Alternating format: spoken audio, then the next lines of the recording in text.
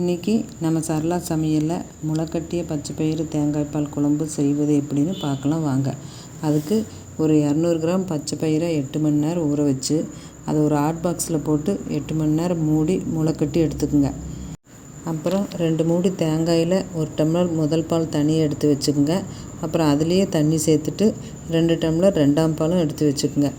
இப்போ குக்கரில் பச்சைப்பயிறு சேர்த்துட்டு அதில் ஒரு 10 சின்ன வெங்காயம், 6 பல் பூண்டு, 4 வரமிளகா, 4 பச்சை மிளகாய் போட்டுட்டு 2 கொத்து கருவேப்பிலை, கொஞ்சம் மல்லி இலையும் போட்டுட்டு இதற்கு தேவையான உப்பையும் சேர்த்துட்டு ஒரு 1½ ஸ்பூன் சீரகத்தூளையும் போட்டுக்குங்க.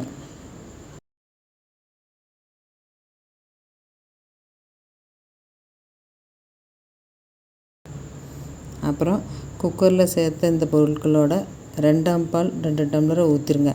அதுக்கப்புறம் குக்கரை மூடி 2 விசில் விட்டுட்டு சிம்மில் ஒரு 2 நிமிஷம் வச்சு அடுப்பை நிறுத்திடுங்க.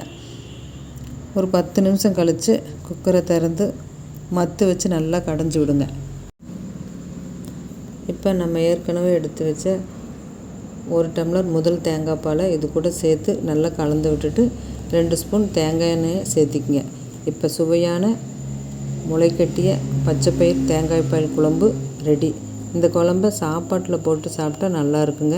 ரொம்ப டேஸ்ட்டாக இருக்கும். ட்ரை பண்ணி பாருங்கள்.